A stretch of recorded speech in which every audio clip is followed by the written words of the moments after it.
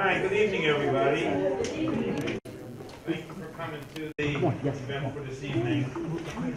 As you can see, we have a substitute. Tara Davis, who was scheduled tonight, had a death in the family, and she had to leave town at the last minute yesterday. But we have a replacement who works with Tara. His name is Walter Jackson, and I think he has a lot of good things to say, and he's happy to be here. So I want to start to get the program on the road so we can get some good subject matter going. Walter Jackson, who is Vice President of Financial Dignity Center at Ebenezer in Atlanta, where he's responsible for the overall programming for the center. Mr. Jackson began his career at the University of Maryland in Baltimore County, where he worked with the prestigious Meyerhoff program for math, science, and engineering, and the Students' Events Board. He has worked in the University of North Carolina in Charlotte and the University of South Carolina with special emphasis on diversity education and community programming. He then served in multiple functions for the South Carolina Commission on Higher Education as the Access and Equity Officer, coordinator for the teacher retirement, and the coordinator for higher education awareness. After accepting another appointment, he became the lead researcher for the Miles to Go South Carolina report, presented in conjunction with the Southern Education Foundation. Mr. Jackson recently served as Director of School Programs with Hands On Atlanta. He's responsible for 12 employees and 100 AmeriCorps members, fulfilling a 10-month term of national service. His program is the largest literacy-based AmeriCorps program in the Southeast, funded by over $3.5 million. Mr. Jackson earns his bachelor's and master's degree from James Madison University. He speaking to him today during our introductory dinner. He was telling us how he likes to help people raise their credit scores, and he's worked with a lot of people in success in getting them from a low credit score to a very high credit score within 18 or less months. So I hope that's a story he may bring to the table. If not, he's available to talk afterwards if you want to raise your credit score. I think that's something we should all be doing to him tonight, is raise our credit score. But I'd like to introduce Mr. Jackson to you, and he's Walter. Thank you. I am something you seek that you already have. You only get me by giving me away. I can stay with you an entire life or abandon you in just one day. Known from coast to coast, I'm envied by most. Acquiring me is no easy feat. See, I'm in pretty good shape with no ego to inflate. And without me, life's incomplete. To the naked eye, and most I'm hard to find. Others I'm quite easy to detect. I'm not fame, not money, power, or wealth. For I am respect. Good evening. Good evening. Oh, y'all can do better than that. Good evening. Good evening. Good evening. Well, as they mentioned, I'm the understudy. And I was sharing with them at dinner that I was going to do something radical because I'm the understudy. You weren't expecting to see me. So I do have a very specific message tonight that hopefully will turn on some light bulbs for you. But before that, I want to take a page out of Ellen DeGeneres' book, and I want to take a selfie for the person who's supposed to be here tonight. Y'all participate with me? Yeah. Okay, well, I need you to come on down here and take this selfie with me. Come on. I'm serious. Right now? Right now. Come on. I know this is unorthodox, but I'm being very serious right now. You think we're going to get 12 minutes? Everybody? Selfie. Come on in here. Come in here close.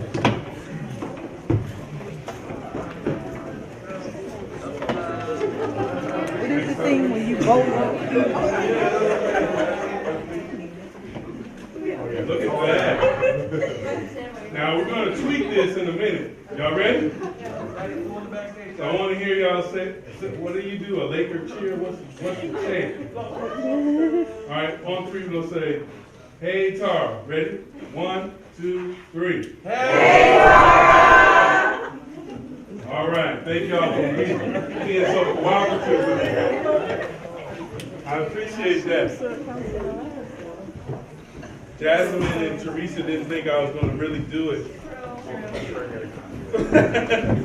But I did. All right. So, I appreciate y'all who came out of your seats and everything to accommodate that. That was really good. Tonight I want to talk about 7 P's for success. The generic, they're things that you can do and apply in any part or fashion of your life. However, I do want to open the floor for your questions because you're here on Tuesday night, and that means a whole lot to me. Because I used to be in student affairs. I know what it's like to try to rally students on a Tuesday evening when the game and other competing TV shows are on and other types of things are going on. So I want to appreciate your time commitment. So if we get through these P's and you still have some things you want to ask me about, including credit scores, because that's what I do for a living. So let me just say, I work for a nonprofit called Operation Hope. Kim, where are you, Kim? I saw him when he came in. I don't know where he went. Okay. We had one student who used to intern for us. I saw him early. But we, Operation Hope is an organization that works with people around financial literacy and empowerment.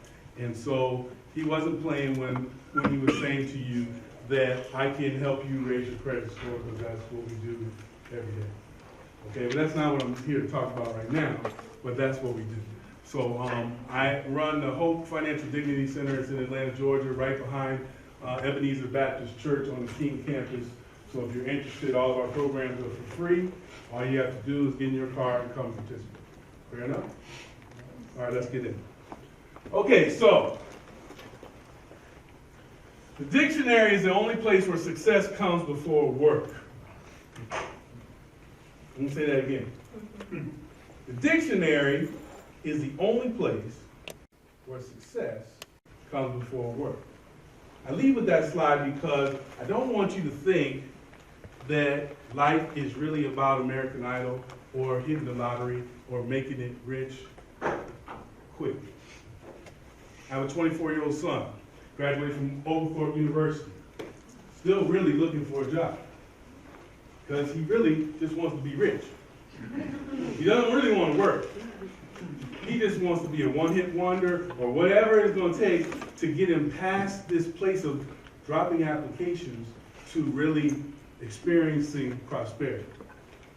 So if that's you, the only place in the dictionary where success, the only place where success comes before work is the dictionary. Okay? Let's grasp around that. There is going to be a level of work that's going to be required. Even if you're a musician, if you think you can rap, whatever it is that you do, you're going to have to work on your craft. It's very, very important. So we're going to get into 7 P's. The first P, of course, is people. Surround yourself with the right people who are supportive, positive, cooperative, networking, mentors. Look at the hand. I'm so impressed. I didn't have to tell you to take out your pen and pencil. You're writing this stuff down already. Let me explain to you why that's important. While this is after hours and not a real credit course for some of you, you writing it down could potentially be something that changes the trajectory that you're on right now. Why is people important? Let me give you an example. I am vice president of an organization right now where the position that I hold was never posted. Let me say that again. It was never on job board. It was never posted, period. The person who I report to, my dotted line reporting in Atlanta, is Jay Bailey. When they got the job description, he sent it out to a 30 under 30 group. So that means 30 people saw the job description. That's it. One of those 30 people said, "This looks like you, Walter." Didn't know whether I needed a job or not. I said, "Yeah, it does look like you." here's my resume. Can you forward it to this guy named Jay? She said, sure. Guy named Jay gets my resume. 24 hours, Jay calls me. Can you come by the office and see me on Friday? 48 hours from the time I got the email, I'm in front of Jay. Jay does what most employers do. He hadn't really looked at my resume. He says, tell me a little bit about yourself while he's looking at my resume. Okay? So here's a tip, newsflash. Make sure you write this one down. Study the person who you are meeting with. I'll say it again. Study the person you're meeting with. In this instance, I had already studied him. I knew he went to the University of Georgia. I knew he pledged Alpha Phi Alpha, and so did I. So when he asked me about myself, what do you think I led with? I didn't leave it out loud. I led that I was a father, and and then I said, and I pledged Alpha Phi Alpha. He says, you pledged Alpha Phi Alpha? He looks at the top of my resume. He said, James Madison, do you know so-and-so? I said, oh, yeah, I know them. Do you know so-and-so? Oh, yeah, I know them, too. So-and-so was in my wedding. Do you know he went to such and such school? Yeah, I know him, too. You know why the rest of the interview went? He folded up my resume, put it off to the side, stood up from his desk, gave me a hug, and said, you family. Let me tell you how the rest of this interview is going to go. You're going to meet with these people. So go on the website, study them, and then you're going to come back and you're going to do a presentation for us, which I'm sure you'll be okay. People got me this job. The very job I have right now. If I did not have that network, and I did not hold myself with the highest character where a person would think highly enough of me to send it to me, because I wasn't in the original email chain, I wouldn't have this job right now. So do not despise humble beginnings, but most importantly, do not despise the people who you are interacting with, because those are networks within networks within networks. What you have at your disposal today is Twitter and social media, and you hear people will tell you, don't put this on your social media, don't put this on your Facebook page, because employers are looking at it. They are. They are. But you have the awesome network at your fingertips that we didn't have. We didn't have social media when I was coming out of college.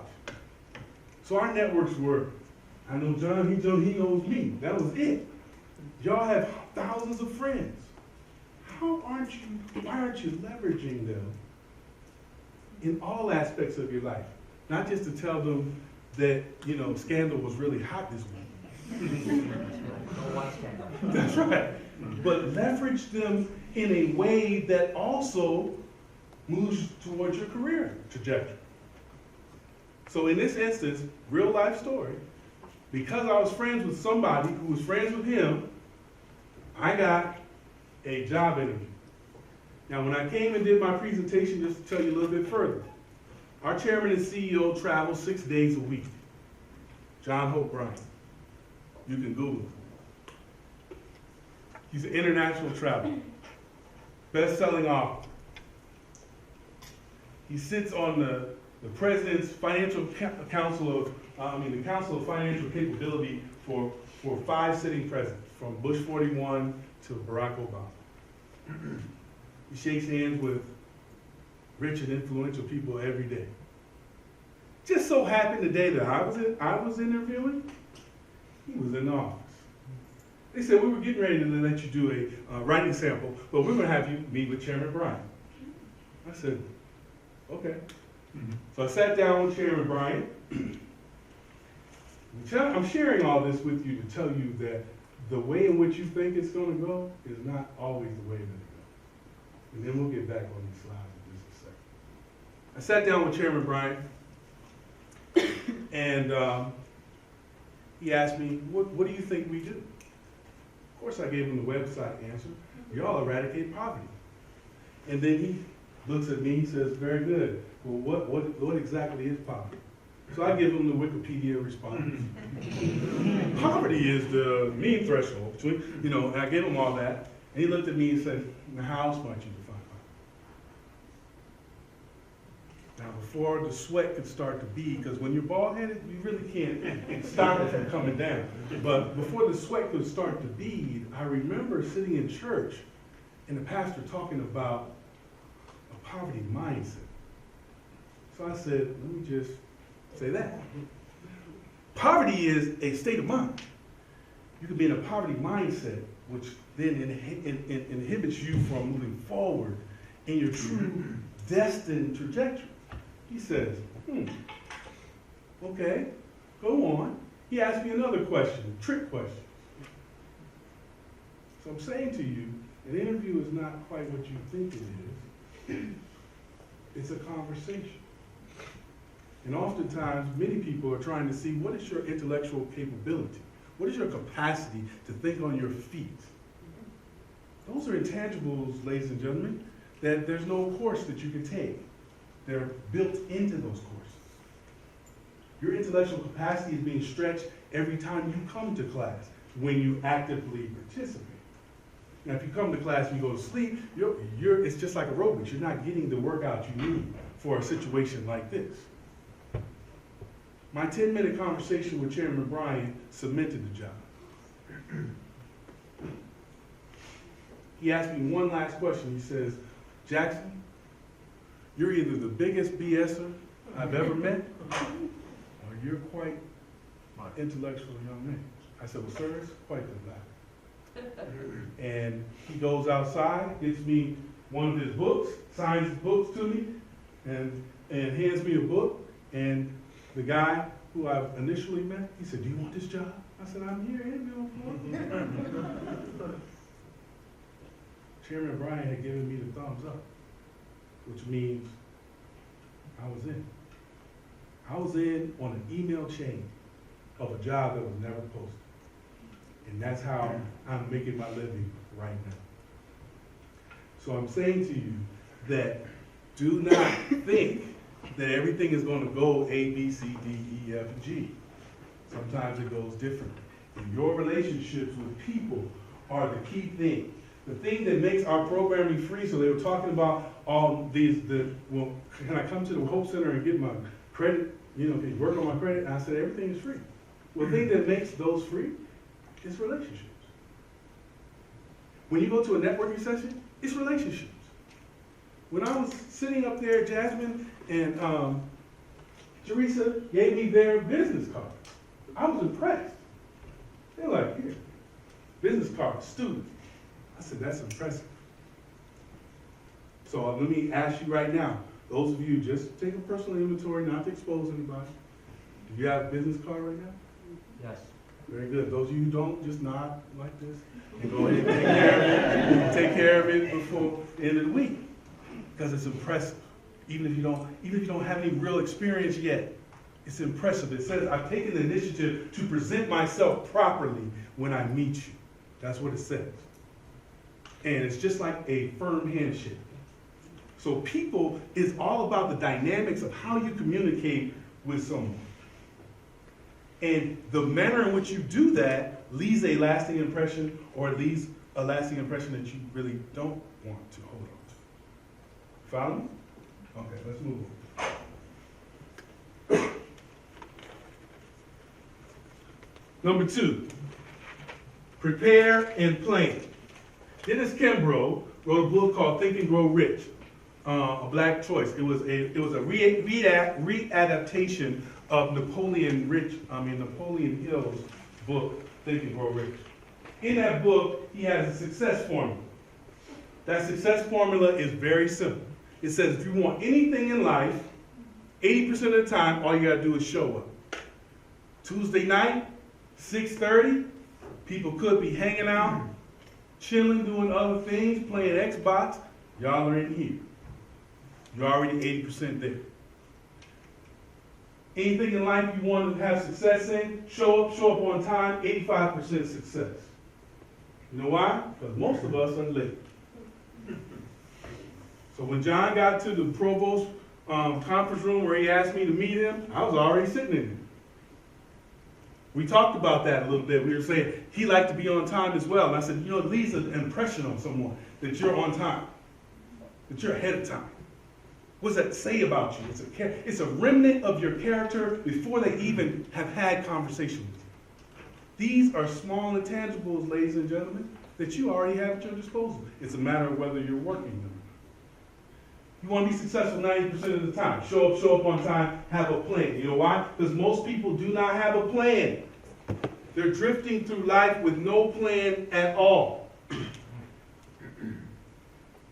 95% success, show up on time, have a plan, and execute your plan.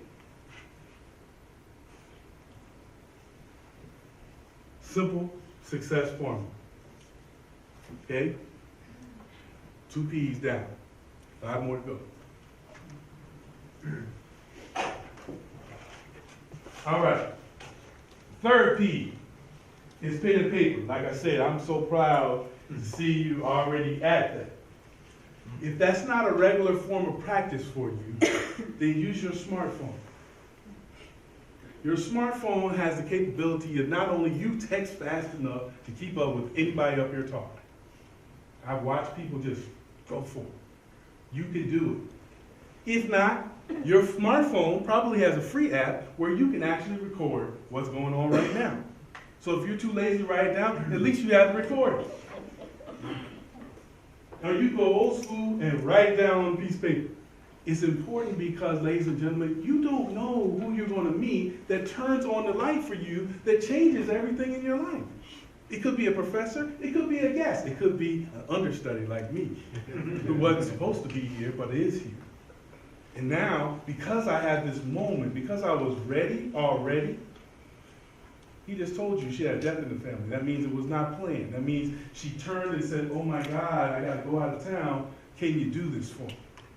I said, sure, I'm ready. She was like, but you don't worry about it.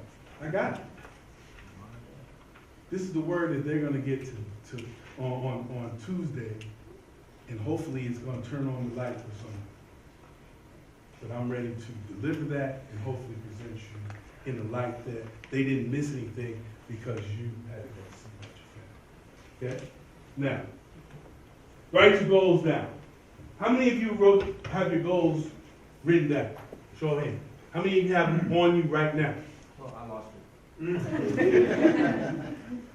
So when you see that the hands move from maybe 20% of the room to 5% who actually had their goals with them on their person, that tells you right there that small percentage of people is just a little bit here ahead. Those of you who didn't raise your hand at all, you got to write your goals down. You know why? Because it's going to separate you between you and the person sitting next to you. And when you're in this competitive thing called getting a job, guess what? It's between you and her. What separates you from her? That's what it's really going to boil down to. So you got to write your goals down. Harvard did a study on goals, and they said that the students who perform on the dean's list, almost 90% of them wrote their goals.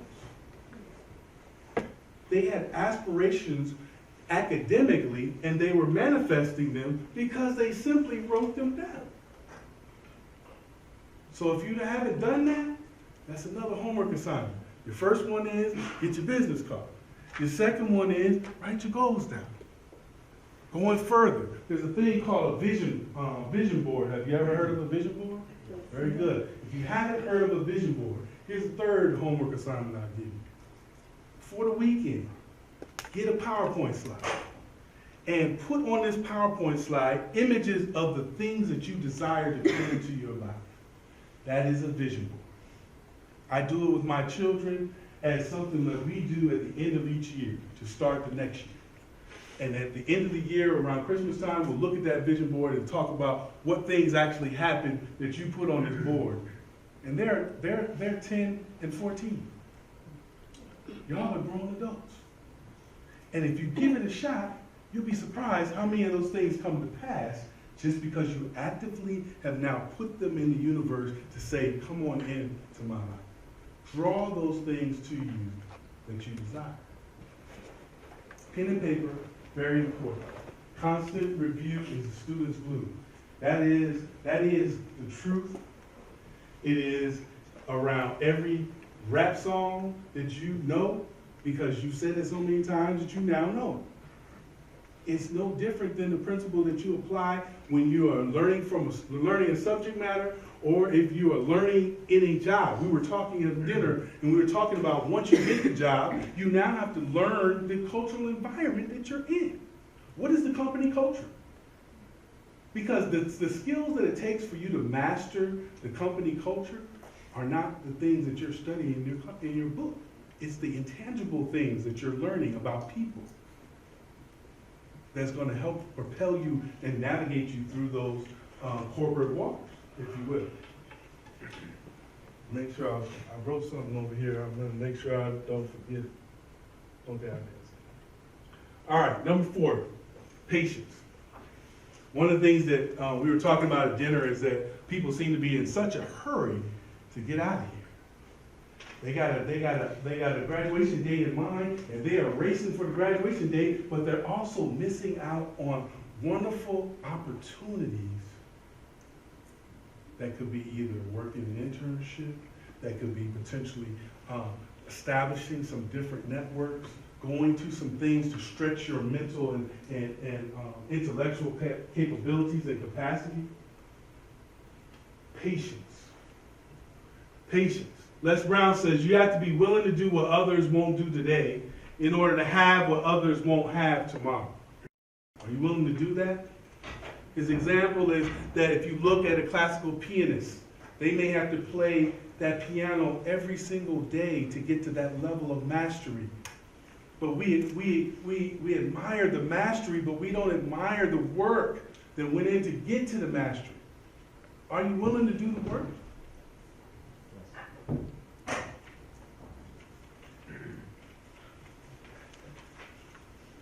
Patience. Patience. How are you managing your time? When I was in college, my dad gave me one piece of advice that was outstanding. He said, treat your college, your academic life, just like a job. Structure your classes 9 to 5. Eat, play hard, get back home like you would be working a job. And so I did that. And I found that I couldn't stand those hour 15-minute classes. I just couldn't do it. So I would stack my classes on Monday, Wednesday, and Friday. And I would stack them from 8 to 1. Back to back to back to back to back to back. Take my nap, go to the gym. Afternoon was mine. That worked for me. May not work for you. Okay? We were talking about the difference between should you work, should you go to summer school, or should you work? Your success pathway depends on you. First thing you need to know, students, is, am I a morning person? What time of the day does my intellectual capacity really kick in? Because if you know that, it's going to help you when you leave this environment. Because when you show up to work and you're an afternoon person, guess what? Morning is going to be real rough for you. I'm a morning person. My staff will tell you, 3 o'clock on the dot, I'm looking for a snack. I'm going to the vending machine, where's some candy, I'm walking around, like I can't do this afternoon stuff. But I'm masterful in the morning. So I get to work before all of them. By 3 o'clock, I'm walking around looking at what y'all doing. You got to figure out what is the rhythm that you excel in. You should be experimenting with that now while you're in college. Because when you get in the working world, they're going to give you your hours and you're going to have to figure it out. You should already know, this is when I excel. This is when my mind is electric. And so when you're working on projects, when you're doing things in the workplace, you want to excel in those places. I was telling them that we have a relationship with Gallup at Operation Hope. And they have a book called Strength Finders. It's like a personality inventory for the workplace. and it tells you exactly what you do. One of my strongest things is strategic. So every time we have an event, they say, get to the operations, man. That's what I do. I'm operations. I know the details. I'm thinking about details. So this environment is where you learn who you are for real. Not just taking classes and going through the motion. You're really maturing to who you are right now.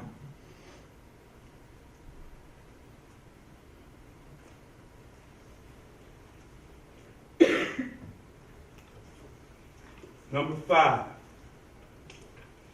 Number 5 is process. Abraham Lincoln said that if he had 8 hours to cut down a tree, he would spend 7 hours sharpening his axe. Let me say that again.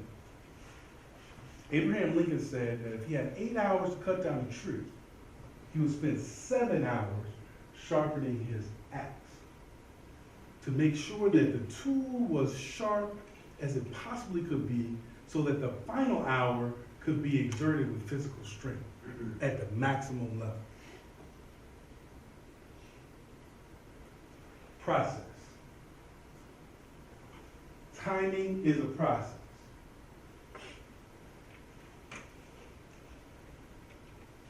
You got to be comfortable with the timing. You got to be comfortable with silence.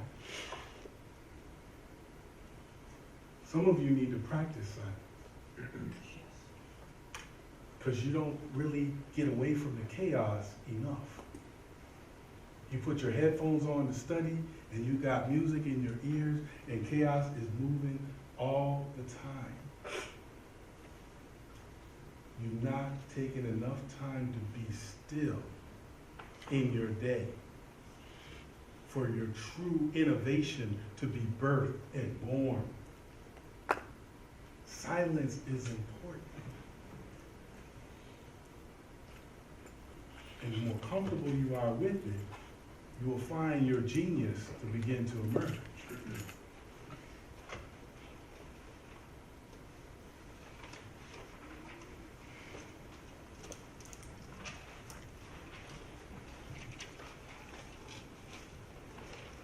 Okay.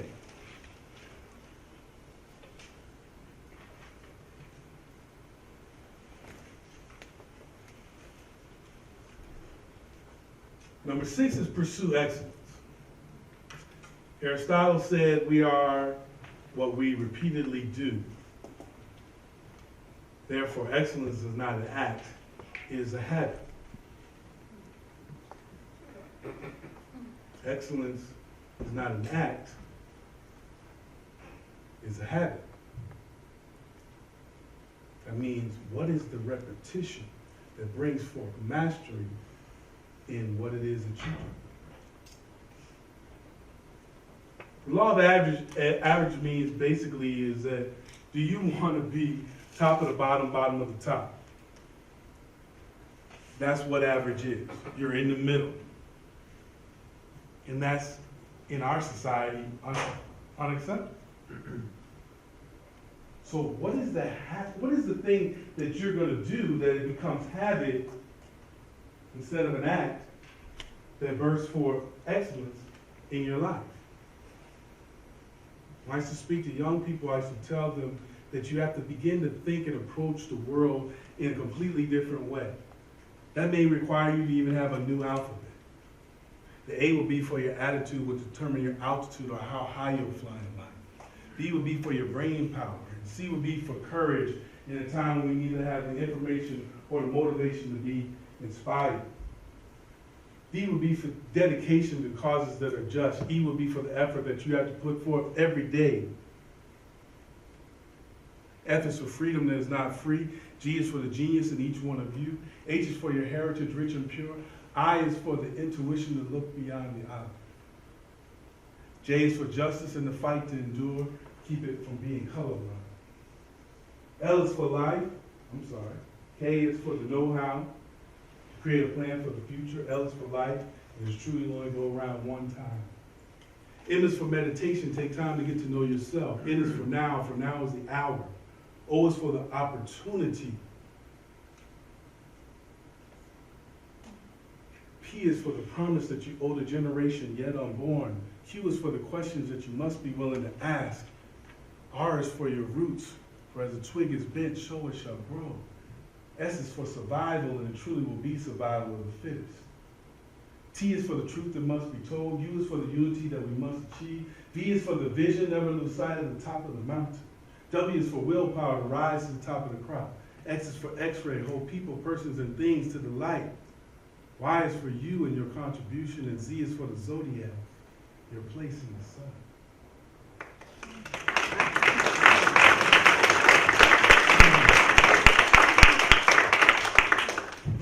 Sometimes we have to recalibrate how we see things.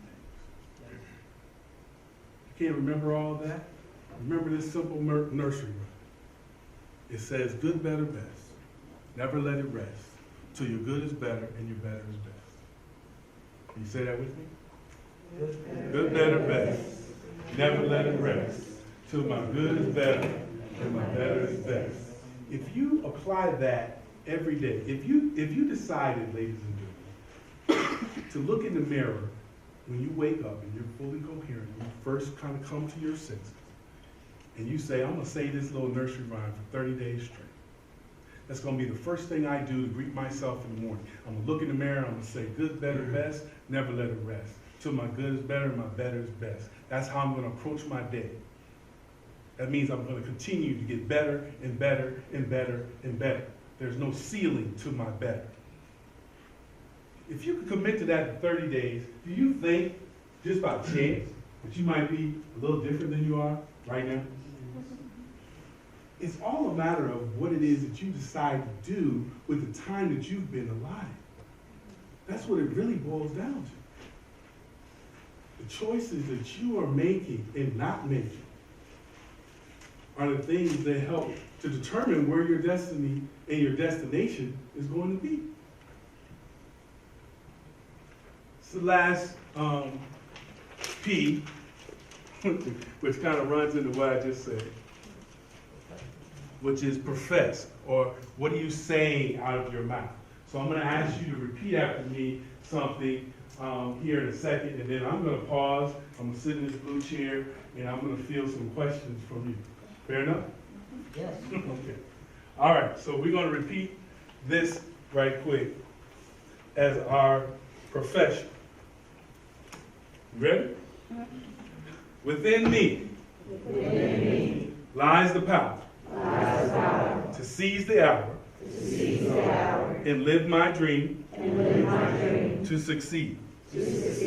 I am an honest, intelligent, organized, responsible, committed, teachable person. I am optimistic, punctual, enthusiastic, smart working, self-starter, who is disciplined, focused, dependable, persistent, and a positive thinker with great self-control. I am compassionate, respectful, and an encourager, who is considerate, gentle, patient, caring, sensitive, attentive to everyone I meet. I am a person of integrity, with the faith and wisdom to know what I should do, and the courage and conviction to follow through. I have the vision to manage myself and to lead others. I am fair, flexible, resourceful, creative, knowledgeable, decisive, and an extra mile with a servant's attitude, who communicates well with others. These are the qualities of the winner I was born to be. And I am fully committed to developing these marvelous qualities these marvelous qualities of which I've been entrusted. of which I've been entrusted. See, ladies and gentlemen, it's 11:59 on the clock of destiny, and we have only 1 minute. 60 seconds in it. Forced upon you, can't refuse it. Didn't seek it, didn't choose it, but it's up to you to use it. Give account if you abuse it. Suffer if you lose it. One time in but your whole life, future, and eternity is in it. Whatever it is that you were supposed to get from this 30, 45 minutes that we had together, I pray that you got it. And so I'll follow up with any questions that were not part of this presentation that you want to ask me. I'll try to do the best I can to give you an answer. And I thank you in advance for your attentiveness and hope that this was time well spent on your Tuesday evening. Thank you. Yes, ma'am.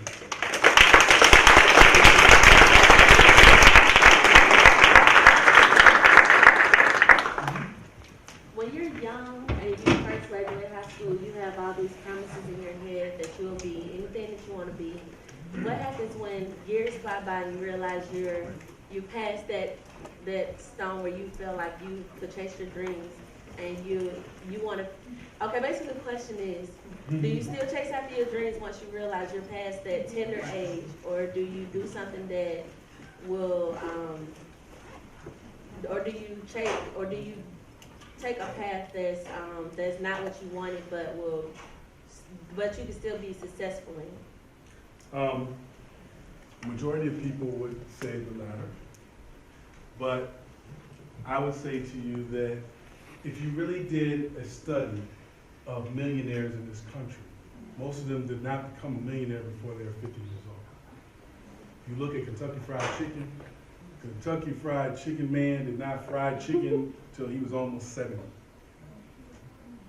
There are millionaires being hatched in their gray hair every day because they didn't ever let go. So if you think that there's some magic twilight time that has elapsed and passed you by, it hasn't passed you by. You've got now life experience that may make the choice or the pathway in which to get to that a very different one. But it's not so much that it's passed you by. Believe me, I think that what you really desire when you get out of college and you have a degree and you want to go into a career and you want to work, you really desire to be happy.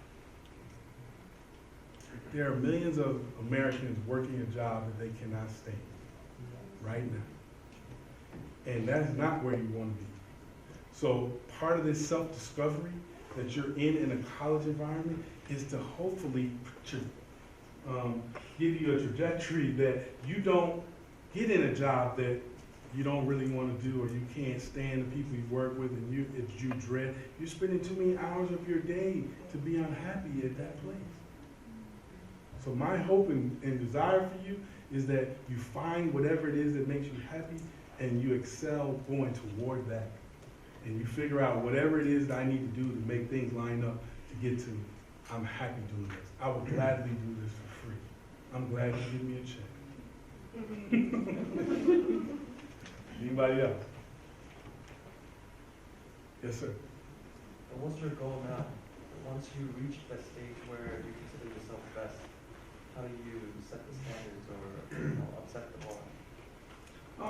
I think, if you look at some of the studies, let's just take athletics for a second. If you look at LeBron James and you say, well, what was your goal, LeBron? Well, LeBron's goal was to win a championship. Well, once he won a championship, then I got to win more championships. Well, who's won the most? Well, Bill Russell has won 11 championships, so in order to be the best, I need to get 12. If you look at Michael Phelps, 22 gold medals, is that enough? Well, why is he coming back out of retirement? So the people who have somehow managed to reach the highest or pinnacle of success, they're still striving to be better and better and better, because there's going to be some kid who's just growing up who in 20 years who's going to be able to surpass that mark. And really, if we're really about legacy, I use that word and that term lightly, only because if we're really about legacy, what are we leaving behind for those who come after us? What are we creating from a generational perspective? Then we keep on pursuing. And we keep moving to mastery, and then once we are at mastery, hopefully we begin teaching other people how to get to mastery. Anybody else? Yes, sir. I like the quote you had about the 8% about showing up and then you move to 95 and show up on time and plan and execute plan. Mm-hmm. If you could finish that quote, what would be the rest of that 5%? 100? Yeah. I would say be nimble and flexible and tweak your plan given what it is the circumstances present. So when you look at 95% is have a plan and execute your plan, I think that only the 5% is really about if your plan is set this way, but let's say the winds are blowing, so now I got to tweak my plan to accommodate for the variable of the wind. And I think if you're nimble and flexible enough to tweak your plan, I think you can get to 100%. Yes, One ma'am. more. I like your interpretation of the ABCs, and I wanted to know if that was a quote or is that something that you made? No, it's not something I made. I won't take credit. I could stand up here and act like I was genius, but no, it wasn't. It was something that I sat as a student just like you, and I said, I want that. That touched me. And I walked up to the speaker afterwards, and I asked her, could I have her notes? That person was Patricia Russell McLeod. And she gave me her notes, believe it or not.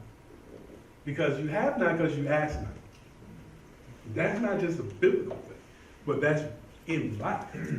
I sat in that audience and I walked down here and said, can I get your card and can I have your notes? She said, what do you want my notes? I said, because I gotta have that alphabet because I'm gonna be saying that alphabet one day. And here I am. And I was saying her alphabet in an auditorium where she was present one time. And I had to, of course, tell everybody that she gave it to me. But look at how life takes full circle. Okay? Again, I'm the understudy tonight. You were supposed to have somebody different. And so the fact that I can share that alphabet that's hers with you and it touched you the same way it seemingly touched me, that's a wonderful thing.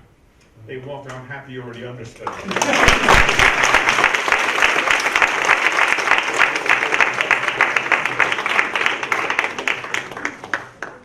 Now you know why artists always want, actors always want to be a second understudy, so they get that one chance. And he hit it out of the park. I know he did.